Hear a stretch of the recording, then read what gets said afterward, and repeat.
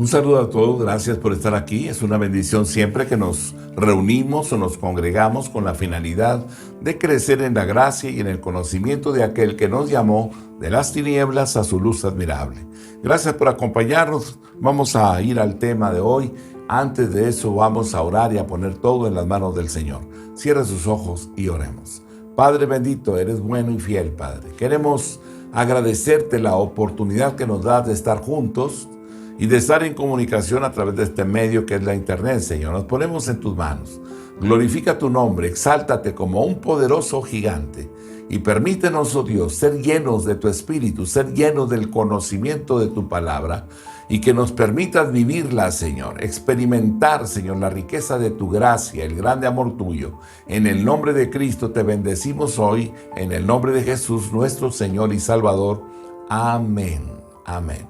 Muy bien, bienvenidos todos, gracias por estar aquí, recordando un poquito lo que veíamos. Bueno, pues hoy estamos caminando sobre la vida de Judá. Es uno de los ejemplos, ¿verdad?, que tenemos de una familia piadosa, la cual, ¿verdad?, experimenta en la vida de su hijo Judá, una experiencia que en ocasiones nosotros también vivimos.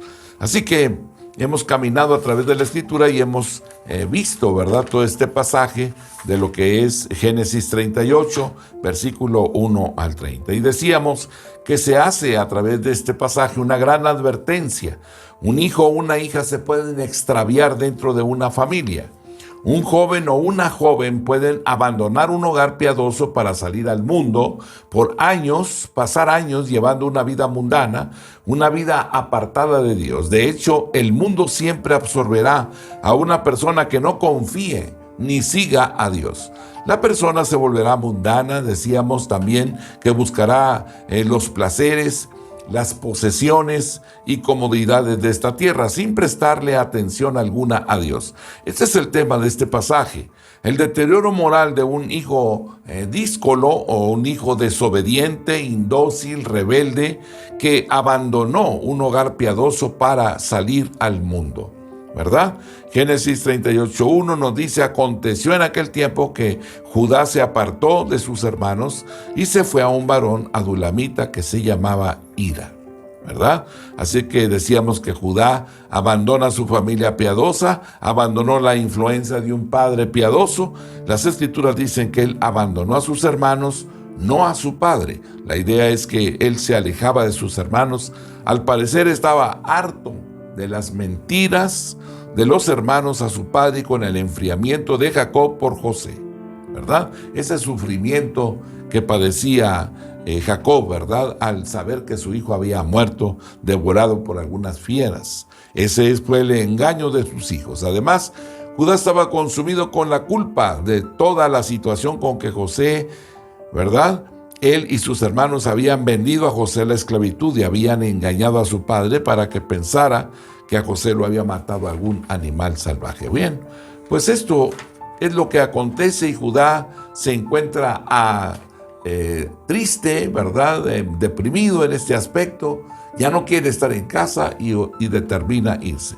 Así es que Judá ya no podía soportar más y tuvo que alejarse, así que se marchó, tratando de huir de la culpa de toda esta situación, y se va, ¿verdad?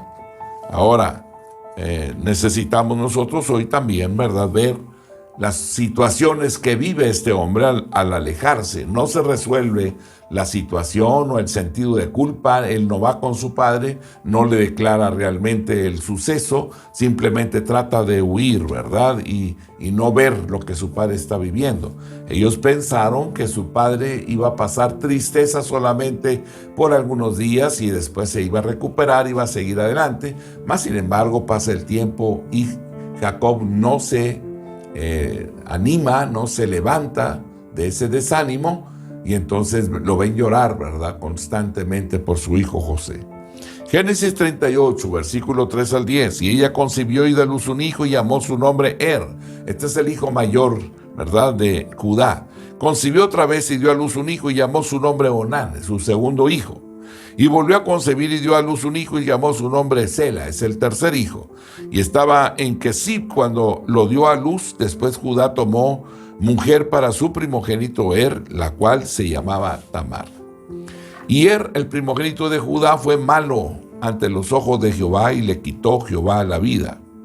Entonces Judá dijo a ella y dijo a Onán: llégate a la mujer de tu hermano y despósate con ella y levanta descendencia a tu hermano. Y sabiendo Onán que la descendencia no había de ser suya, sucedía que cuando se llegaba a la mujer de su hermano, vertía en tierra por no dar descendencia a su hermano. Y desagradó en ojos de Jehová lo que hacía, y a él también le quitó la vida. Así que Judá crió a sus hijos en un ambiente de incrédulos. Se había ido de casa, ¿verdad? Y ahí en ese lugar empieza a haber un ambiente no correcto, actitudes no correctas, y se va ahí a Adulam, otras costumbres. No es el temor a Dios el que se inculca, tienen otros dioses, y todo ese ambiente empieza a provocar realmente una crianza no correcta, ¿verdad? Entonces, la esposa de Judá tuvo 3 hijos, al parecer uno tras otro. Sus nombres: Onán y Sela.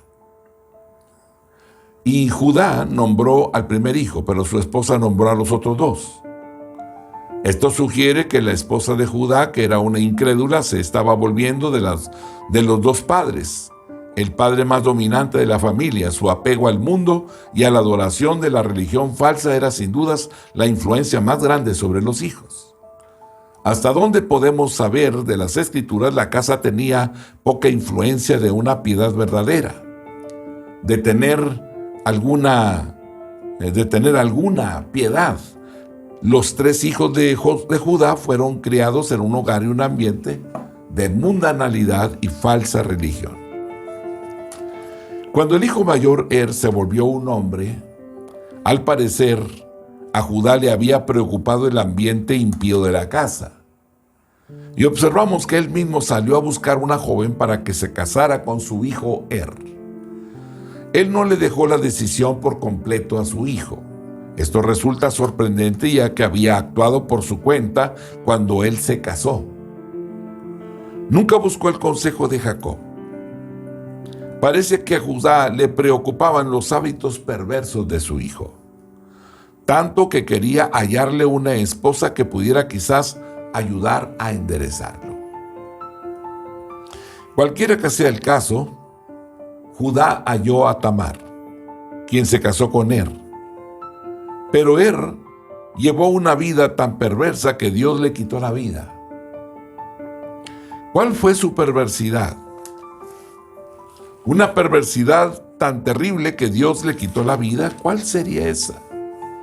Y las Escrituras realmente no nos señalan algo, ni siquiera hace una insinuación.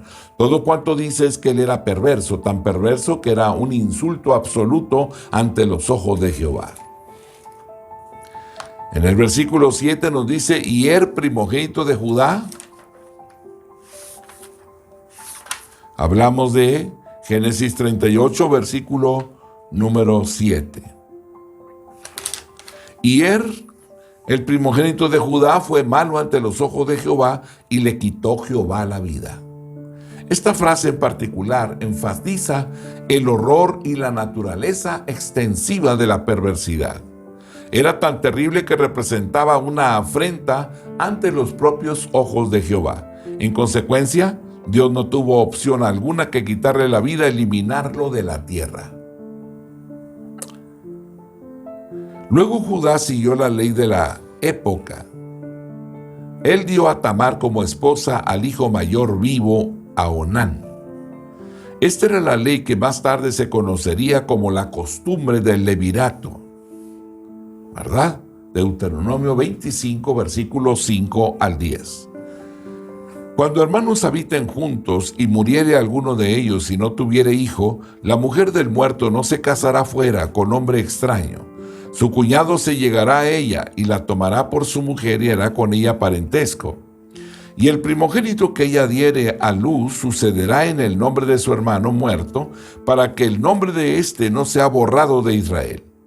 Y si el hombre no quisiere tomar a su cuñada, irá entonces su cuñada a la puerta a los ancianos y dirá: mi cuñado no quiere suscitar nombre en Israel a su hermano, no quiere emparentar conmigo. Versículo número 8. Entonces los ancianos de aquella ciudad lo harán venir y hablarán con él. Y si él se levantare y dijere: no quiero tomarla, se acercará entonces su cuñada a él delante de los ancianos y le quitará el calzado del pie y le escupirá en el rostro y hablará y dirá: así será hecho al varón que no quiere edificar la casa de su hermano.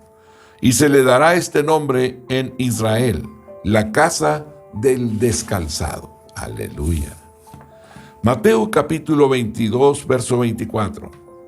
Diciendo: Maestro, Moisés dijo: si alguno muriere sin hijos, su hermano se casará con su mujer y levantará descendencia a su hermano. La ley planteaba lo siguiente: si un hombre moría sin hijos, entonces el hermano mayor que le sucedía se casará con su esposa y le daría un hijo. Por ley, el hijo era legalmente el primogénito y heredero de su hermano fallecido. Esto garantizaba dos cosas: que el nombre de la familia, ¿verdad?, se perpetuara. Y lo segundo es que la propiedad se mantenía en la familia. Lo que se debe tener en cuenta ahora es esto: el hijo sería el heredero de las propiedades de Er. Onán, por supuesto, conocía la ley y él estuvo de acuerdo en tomar a Tamar por esposa. Pero advirtamos: cuando tenía relación sexual con ella, él se rehusaba a consumar el acto. Él se rebelaba, rehusándose a obedecer la ley y darle a ella un hijo para que le diera continuidad a la descendencia de su hermano. Versículo 9. Y sabiendo Onán que la descendencia no había de ser suya, sucedía que cuando se llegaba a la mujer de su hermano, vertía en tierra por no dar descendencia a su hermano. Veamos lo que dicen las Escrituras. Onán era perverso ante los ojos de Jehová. Así que Jehová tuvo que quitarle la vida también. Versículo 10. Y desagradó en ojos de Jehová lo que hacía, y a él también le quitó la vida. Ahora bien, ¿cuál fue el pecado de Onán que le provocó un juicio tan severo? Habría mucho sobre Onán y su conducta que no se cuenta en el relato. Sin embargo, hay al menos 4 pecados graves que se pueden ver en lo que nos dice el pasaje nada más. Lo primero que podemos observar es que a Onán le faltaba el amor y el cariño. Él no le importaba ni la amaba lo suficiente como para cuidar de la familia y la esposa de su hermano. ¿Verdad? Por supuesto, es un pecado grave en cualquier generación. Lo segundo es: Onán era avaricioso y también a la misma vez egoísta. Él quería toda la herencia de su padre para sí, o al menos tan pocos herederos como fuesen posible para que las partes divididas fueran mayores. Tercero, Onán tenía un espíritu de rebeldía. Él trató de evitar que le nacieran hijos a su hermano. Este era un mal grave. ¿Por qué? Porque el crecimiento y la expansión de Israel eran importantes durante este periodo y Judá era hijo de Israel. Una multitud de personas había sido una de las promesas que Dios le había dado a Abraham e Israel. Así que evitar deliberadamente el crecimiento de la vida familiar era una ofensa grave, una rebeldía contra Dios. Y el cuarto pecado que podemos observar es que Onán estaba utilizando mal y distorsionando el propósito del matrimonio. Él tomó la esposa de su hermano, pero en rebeldía se rehusaba a consumar la unión. Lo que sucedió fue que los hijos de Judá fueron criados en un ambiente mundano y perverso. Así que ellos salieron perversos también. Ellos hicieron lo mismo que había hecho su padre y su madre: rebelarse contra Dios y sus mandamientos. Por esto, Dios tuvo que juzgarlos, como declaran las Escrituras, que Él juzgará a todos los perversos de la tierra. Los juzgará y condenará a la muerte eterna. Hebreos capítulo 9, versículo número 27. Y de la manera que está establecido para los hombres que mueran una sola vez, y después de esto el juicio. Segunda de Pedro capítulo 2, versículo número 9. ¿Sabe el Señor librar de tentación a los piadosos y reservar a los injustos para ser castigados en el día del juicio? Veamos dos lecciones contundentes. La primera: un hogar impío e incrédulo influirá en que los hijos sean impíos e incrédulos. Ese es uno de los grandes problemas que se tienen. Así como es de niño, así será de grande. Los padres son los maestros por excelencia. Lo que tú haces lo transfieres a tus hijos y ellos lo hacen en una mayor dimensión. Si tu actitud es correcta, entonces ellos aprenderán a vivir correctamente. Pero un padre que vive impíamente transfiere esa impiedad a la vida de ellos. Un hogar impío e incrédulo influirá en que los hijos sean impíos y a la misma vez también incrédulos. Primera de Reyes 22, versículo 52.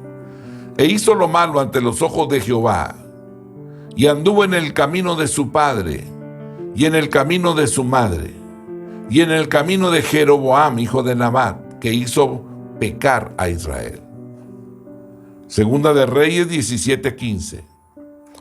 Y desecharon sus estatutos y el pacto que él había hecho con sus padres y los testimonios que él había prescrito a ellos, y siguieron la vanidad y se hicieron vanos y fueron en pos de las naciones que estaban alrededor de ellos, de las cuales Jehová les había mandado que no hiciesen a la manera de ellas. Segunda de Crónicas, capítulo 22, versículo 3. También él anduvo en los caminos de la casa de Acab, pues su madre le aconsejaba a que actuase impíamente. Jeremías capítulo 9, el versículo 14. Antes se fueron tras la imaginación de su corazón y en pos de los Baales, según les enseñaron sus padres. Amós 2:4. Así ha dicho Jehová: por 3 pecados de Judá y por el cuarto no revocaré su castigo, porque menospreciaron la ley de Jehová y no guardaron sus ordenanzas, y les hicieron errar sus mentiras, en pos de las cuales anduvieron sus padres. Mateo 14, versículo 8. Ella, instruida primero por su madre, dijo: dame aquí, en un plato, la cabeza de Juan el Bautista. Son referencias que se hacen al error, a los fundamentos erróneos y equivocados que se tienen en nuestras mentes y que transferimos de esa forma a nuestros hijos. Padres impíos no van a crear, ¿verdad?, hijos obedientes, hijos que actúen bien. Todo se reproduce según su naturaleza. Y esto es lo que tenemos que revisar. No podemos en algún momento encontrarnos tan insensibles a la guianza de Dios que nos olvidemos realmente de que las cosas deben de estar siempre en el Señor, de que deben de estar correctas, de que debemos de conocer la Escritura y a la misma vez aplicarla a nuestro diario vivir. De esa manera entonces transferiremos, ¿verdad?, una vida o principios de vida que van a conducir a nuestros hijos a una vida de calidad, de buena relación, con honestidad, con transparencia, con amor, ¿verdad?, para con todo el mundo. El hogar piadoso y creyente influirá en que los hijos crean y lleven vidas piadosas. Segunda de Crónicas 17:3. Y Jehová estuvo con Josafat, porque anduvo en los primeros caminos de David su padre, y no buscó a los Baales. Segunda de Crónicas 26:4. E hizo lo recto ante los ojos de Jehová, conforme a todas las cosas que había hecho Amasías su padre. Segunda de Timoteo capítulo 1, el versículo número 5. Trayendo a la memoria la fe no fingida que hay en ti, la cual habitó primero en tu abuela Loida y en tu madre Eunice, y estoy seguro que en ti también. Génesis 38, versículo 11. Y Judá dijo a Tamar, su nuera: quédate viuda en casa de tu padre hasta que crezca Sela, mi hijo. Porque dijo: no sea que muera él también como sus hermanos. Y se fue Tamar y estuvo en casa de su padre. Judá estaba espiritualmente ciego. Era incapaz de ver la obra de Dios. Advirtamos lo que hizo Judá. El único hijo que le quedaba vivo era Sela, y era muy joven para casarse.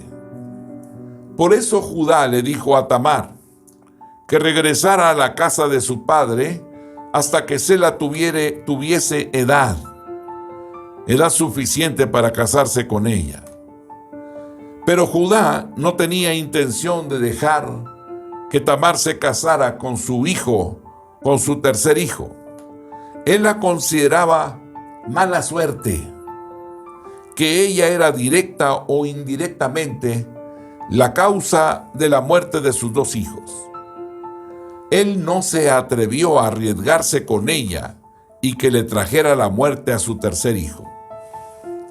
Verdaderamente Judá está espiritualmente ciego. Él no veía la mano de Dios obrando. Tampoco abrió sus ojos y reconoció la perversidad terrible de sus hijos. Pero Dios había visto sus corazones, que nunca se arrepentirían y serían seguidores de él.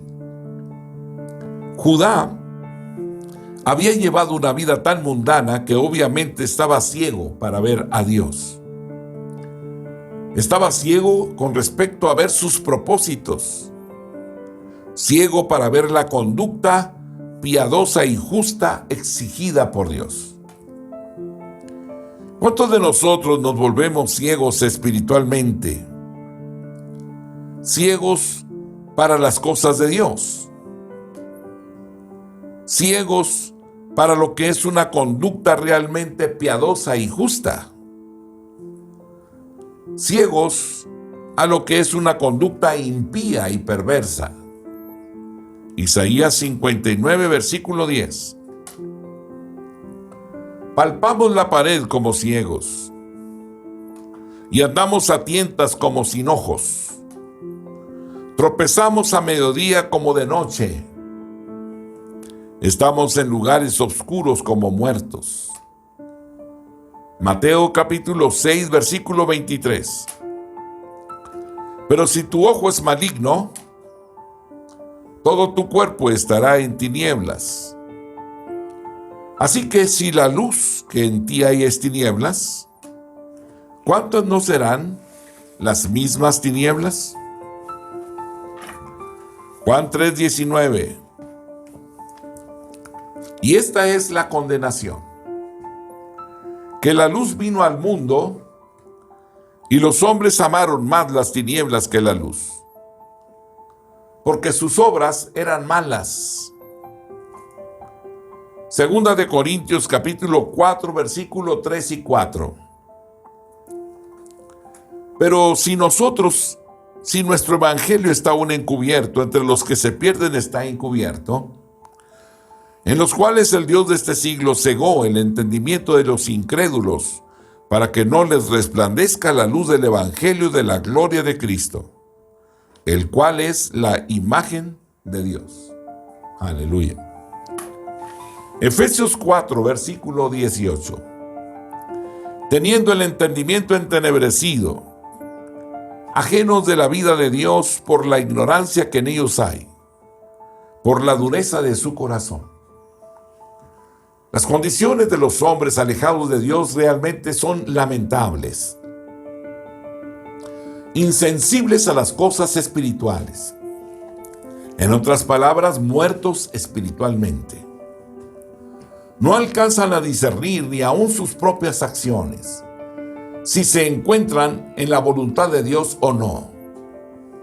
La razón, su ignorancia. La razón, la dureza de su corazón. Se vuelven insensibles.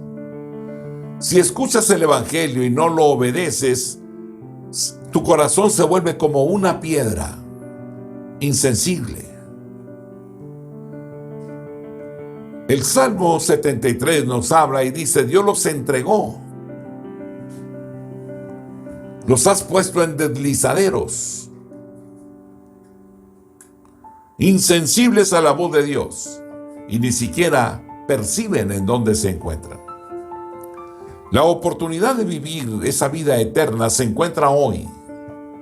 Si en la vida misma le doy lugar a Dios y camino en Él y he creído en Él, puedo disfrutar de la vida eterna, porque después de morir ya no hay más oportunidad. Estás destinado a recibir lo que tú sembraste.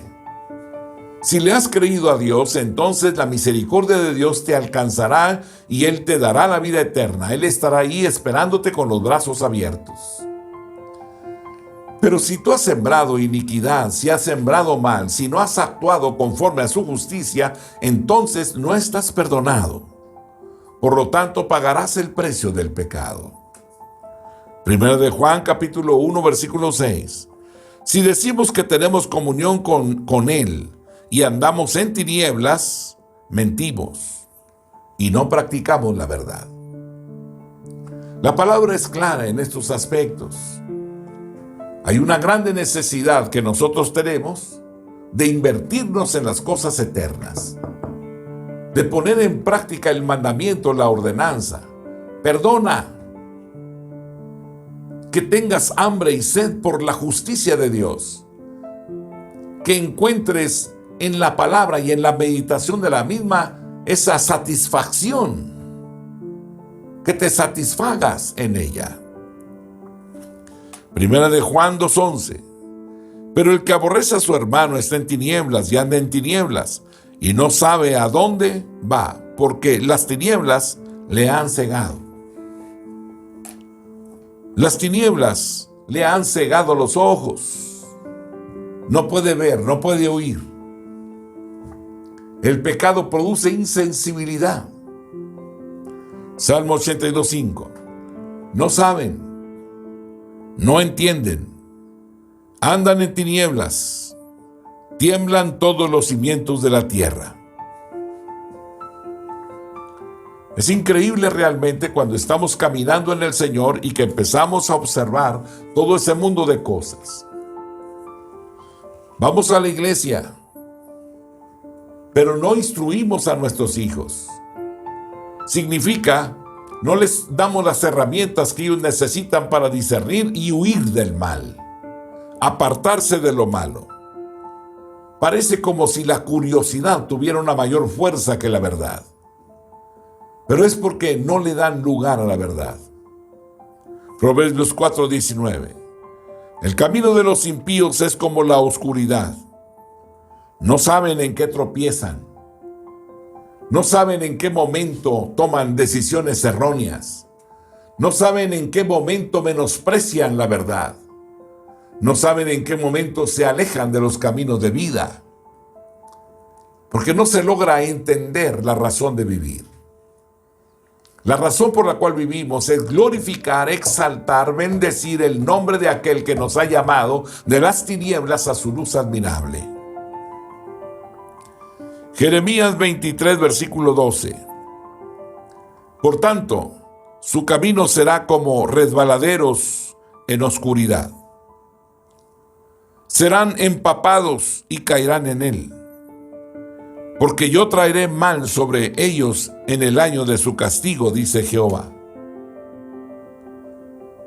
Hay algo que Dios nos manifiesta, la importancia de la obediencia al mandamiento, no solamente el hecho de escuchar, porque vamos y escuchamos la palabra, no queremos vivirla. En ocasiones no manifestamos ese interés, nos mostramos apáticos al mandamiento y padecemos realmente las consecuencias de la desobediencia. Génesis 38, versículo 12 al 19. Pasaron muchos días y murió la hija de Súa, mujer de Judá.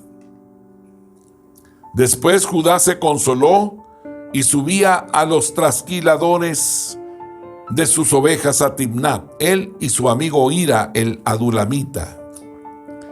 Y fue dado aviso a Tamar diciendo: he aquí tu suegro sube a Timnat a trasquilar sus ovejas. Entonces se quitó ella los vestidos de su viudez y se cubrió con un velo y se arrebozó. Y se puso a la entrada de Naim junto al camino de Timnat, porque veía que había crecido Sela y ella no era dada a él por mujer. Y la vio Judá y la tuvo por ramera porque ella había cubierto su rostro. Y se apartó del camino hacia ella y le dijo: déjame ahora llegarme a ti, pues no sabía que era su nuera. Y ella dijo: ¿qué me darás por llegarte a mí? Él respondió: yo te daré del ganado un cabrito de las cabras. Y ella dijo: dame una prenda hasta que le envíes. Entonces Judá dijo: ¿qué prenda te daré? Y ella respondió: tu sello, tu cordón y tu báculo que tienes en tu mano. Y él se lo dio, y se llegó a ella, y ella concibió de él. Luego se levantó y se fue y se quitó el velo de sobre sí y se vistió las ropas de su viudez. Judá cometió inmoralidad.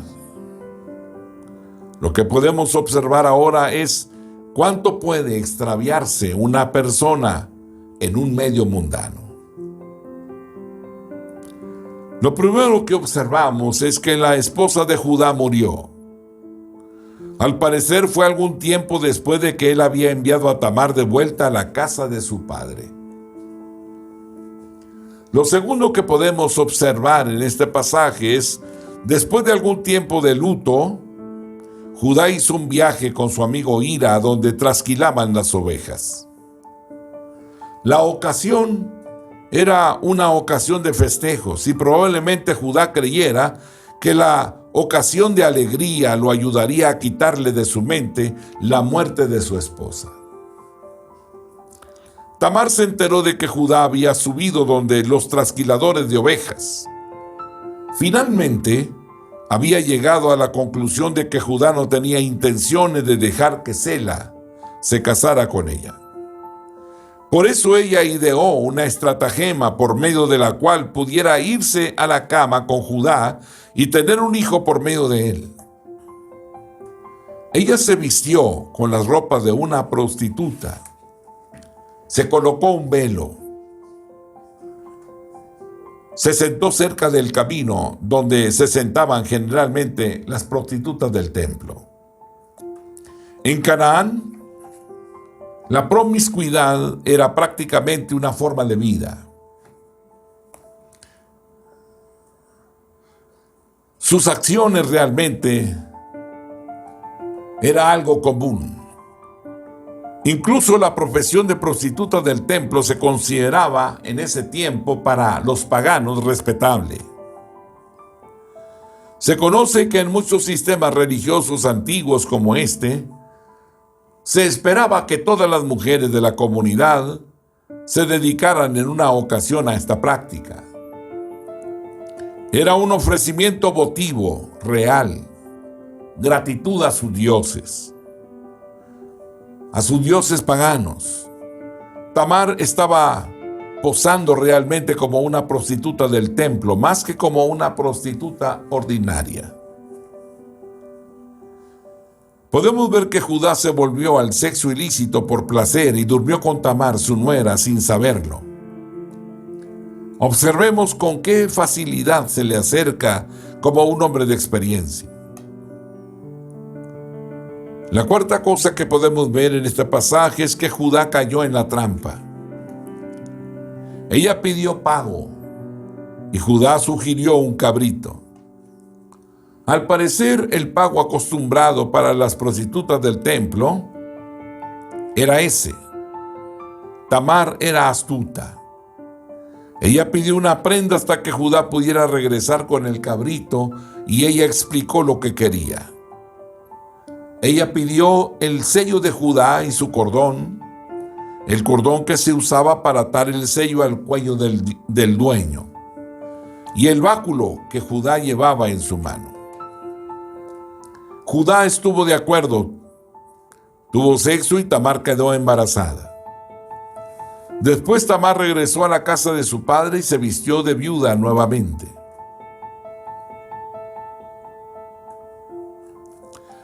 El mundo y sus prácticas inmorales atraerán a cualquier persona normal que se exponga a su atractivo sexual.